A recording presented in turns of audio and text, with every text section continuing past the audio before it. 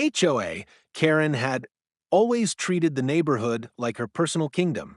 Rules were her weapons, and she wielded them with the pride of a medieval tyrant. So, when I started draining and demolishing my private ranch lake, something I had every legal right to do, she saw it as an act of war. The lake sat on the edge of my 200-acre property, technically within the HOA boundary, but built decades before the HOA even existed. Still, that didn't stop her from strutting down my driveway with a stack of cease and desist letters, shouting about environmental disruption and shared scenic value. I politely reminded her that the lake was man-made, fed by a pump I controlled, and entirely on land I owned.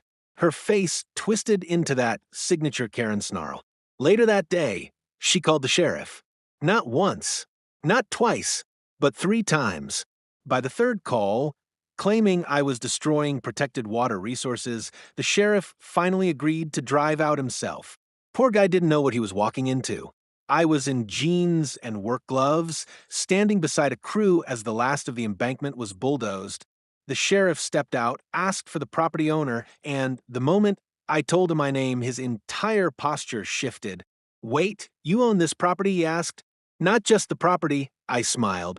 "I'm also the majority stakeholder in the County Land Trust. You know, the same trust that leases your department's fleet vehicles and maintains your department training grounds." His eyes widened. Karen's jaw dropped from across the fence line where she was glaring, waiting for him to put me in cuffs. Instead, he turned to her and said, "Ma'am, this is well outside your jurisdiction. You're on private land, and unless you want to be cited for harassment, I suggest you leave." She looked like she'd swallowed a lemon. But the HOA rules don't override county deeds or state law," he cut her off. "Especially not when the man you're calling the cops on owns half the paperwork you're quoting."